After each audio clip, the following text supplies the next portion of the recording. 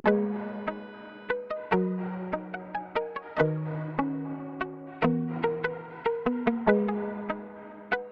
Friends, video शुरू करने से पहले आप सभी से रिक्वेस्ट करना चाहूंगी कि कमेंट बॉक्स में हैशटैग करके CBI inquiry for Sushant Singh Rajput जरूर लिखें, ताकि हमारी एक साथ उठाई गई आवाज गवर्नमेंट के कानों तक जरूर पहुंचे। आज की वीडियो में हम आपको दिखाएंगे कि कैसे कंगना रनावत ने पूरे बॉलीवुड को हिला कर रखा है। कंगना रनावत की एक्टिंग के वैसे तो हम सभी बड़े फैन हैं। उनके बेबाक और बिंदास सच बोलने वाला अंदाज उन्हें सबसे अलग बना देता है। शुरू से ही कंगना निडर सच बोलने में आगे रही हैं, चाहे वो सच बॉलीवुड नेपोटिज्म को लेकर हो या फिर सुशांत सिंह राजपूत मर्डर केस को लेकर। कुछ ही देर पहले कंगना रनावत ने ट्वीट के जरिए बताया है, जिसमें उन्होंने कहा है कि सुशांत सिंह राजपूत ने इंस्टाग्राम के जरिए बताया था कि उन्हें बॉलीवुड के कुछ दिग्गजों के द्वारा धमकाया जा रहा था। साथ ही साथ उन्होंने तापसी पन्नू, ऋचा चड्ढा और स्वरा भास्कर को लेकर भी बोला है कि इन तीनों ने सुशांत सिंह राजपूत के मर्डर को सुसाइड का नाम देकर लोगों का ध्यान सीबीआई इंक्वायरी से मांग से हटाने की कोशिश की है। आपको बता दें कि कंगना ने कुछ ही दिनों पहले अपने एक इंटरव्यू में इन्हें नेडी आउटसाइडर भी बताया था। कंगना ने मन बना लिया है, मन में ठाना हुआ है कि वो सुशांत सिंह राजपूत की सीबीआई इंक्वायरी को जरूर गवर्नमेंट के द्वारा मंजूरी लेकर रहेंगी। शायद ये भी एक बड़ा रीजन है कि कंगना को लेकर हम सबके मन में एक अलग ही रिस्पेक्ट बनी हुई है, जो कि शायद ही किसी और एक्टर या एक्ट्रेस को लेकर रही होगी। आज मैं अगर तुम लोगों जैसे लोगों की चलती ना मूवी माफिया, और तुम जैसे सड़े हुए सूडो जर्नलिस्ट की चलती, तो आज मैं इंडिया की टॉप एक्ट्रेस और हाईएस्ट पेड एक्ट्रेस नहीं होती। इन लोगों ने मुझे धमकी देना शुरू किया है कि मुझे बैन कर देंगे या मेरी कोई चीज़ का मुझे कवर नहीं करेंगे या मेरा करियर बर्बाद कर देंगे। अरे नालायकों, देशद्रोहियों, बिकाऊ लोगों, तुम लोगों को खरीदने के लाखों भी नहीं चाहिए। तुम लोग तो इतने सस्ते हो, 50-60 रुपए में बिछ जाते हो। जो अपनी देश के साथ गद्दारी करे, अपनी ही थाली में जिसमें खाते हैं उसी में छेद करते हैं, तुम जैसे नालायक मुझको बर्बाद करोगे। तुम लोगों के बाप दादाओं को भी मैंने लोहे के चने चबाए हैं। ये लोग सूडो लिबरल है और ये लोग बिल्कुल भी सेक्युलर नहीं है। अगर ये सेक्युलर होते तो हमेशा धार्मिक चीजों को लेके देश की एकता पर हमेशा प्रहार नहीं करते। नमस्कार दोस्तों, आज मैं अपनी जो हमारी इंडियन मीडिया है उसके बारे में आपसे कुछ कहना चाहती हूँ। लेकिन मैं ये ज़रूर कहूँगी कि ऐसा नहीं है कि हर जगह अच्छे लोगों के साथ में कुछ बुरे लोग भी होते हैं। और जो मीडिया है उसने जितना मुझे प्रोत्साहित किया है, जितना मुझे प्रेरित किया है, इतने अच्छे सलाहकार, इतने अच्छे दोस्त जो मुझे मीडिया में मिले हैं, मैं कहूँगी कहीं ना कहीं मेरी सफलता में उनका बहुत बड़ा हाथ है। उनकी मैं हमेशा आभारी रहूँगी।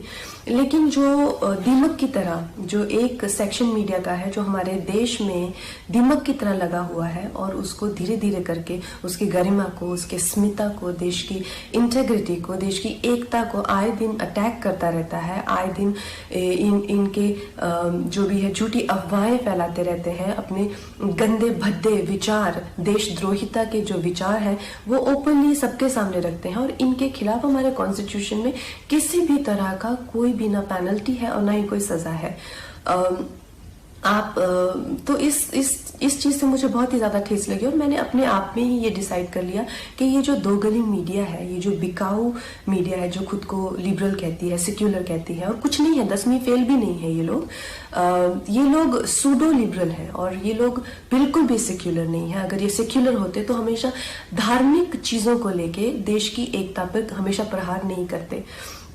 ऐसे ही एक जिंदी से जर्नलिस्ट को मैं 1-2 दिन पहले एक प्रेस कॉन्फ्रेंस में मिली, तो उसी की तरह बहुत सारे लोग हैं जो जितने भी हमारे जो सीरियस इश्यूज हैं, हमारे जो सीरियस कॉजेज हैं। वर्ल्ड एनवायरनमेंट में डे के दिन मैंने प्लास्टिक बैन को लेके एक कैंपेन किया था, जिसमें मैंने प्लास्टिक के खिलाफ ईशा योगा सेंटर के साथ में काफ़ी कुछ एक्टिविटीज़ की थी।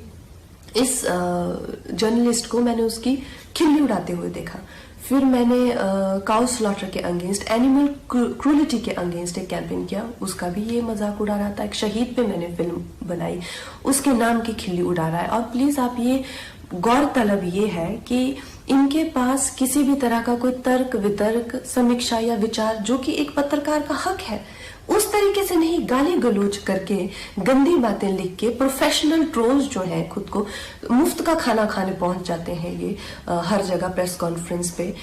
मैं जानना चाहती हूँ कि कोई तो क्राइटेरिया होना चाहिए कि अगर आप खुद को जर्नलिस्ट कह रहे हैं, क्या आपने किया हुआ? मुझे एक अपना लिखा हुआ कोई ना कोई एक पीस या एक ब्लॉग, जैसे मैं खुद को अगर कलाकार कहती हूँ तो कुछ तो होना चाहिए टू माई क्रेडिट। आप खुद को क्यों पत्रकार कह रहे हैं? किस लिए आप पत्रकार बने हुए हैं? इन 3-4 लोगों ने मिलकर, क्योंकि मैंने उस इंसान के प्रश्नों का उत्तर देने से मना कर दिया, मैंने कहा कि इंटरनेशनल को मैं क्यों एंटरटेन करूं, मेरे पास किसी भी तरह के देशद्रोही के लिए 0% टॉलरेंस है। तो 3-4 लोगों ने मिलकर मेरे खिलाफ एक कोई गिल्ड बनाई है, शायद कल ही बनी है, ना ही उसकी कोई मान्यता ही है और ना ही उसकी कोई धार नहीं है। तो उस गिल्ड के चलते हुए लोगों ने मुझे धमकी देना शुरू किया है कि मुझे बैन कर देंगे या मेरी कोई चीज का मुझे कवर नहीं करेंगे या मेरा करियर बर्बाद कर देंगे। अरे नालायकों, देशद्रोहियों, बिकाऊ लोगों, तुम लोगों को खरीदने के लाखों भी नहीं चाहिए। तुम लोग तो इतने सस्ते हो, 50-60 रुपए में बिछ जाते हो। जो अपनी देश के साथ गद्दारी करे, अपनी ही थाली में जिसमें खाते हैं उसी में छेद करते हैं, तुम जैसे नालायक मुझको बर्बाद करोगे। तुम लोगों के बाप दादाओं को भी मैंने लोहे के चने चबाए हैं। आज मैं अगर तुम लोगों जैसे लोगों की चलती ना मूवी माफिया और तुम जैसे सड़े हुए सूडो जर्नलिस्ट की चलती, तो आज मैं इंडिया की टॉप एक्ट्रेस और हाईएस्ट पेड एक्ट्रेस नहीं होती। मैं तुम्हारे सामने हाथ जोड़ती और कह रही हूँ कि प्लीज मुझे बैन करो, क्योंकि मैं नहीं चाहती कि मेरी वजह से तुम लोगों के घर में चूल्हा जले।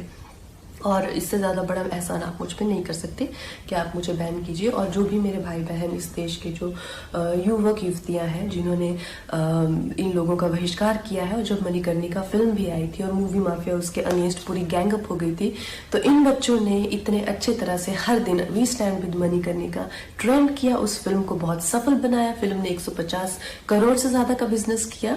और इस चीज से मुझे इतना गर्व है अपने देशवासियों पर। आप लोगों के लिए जो हो पाएगा उससे भी ज्यादा करके दिखाएंगे। बहुत बहुत धन्यवाद।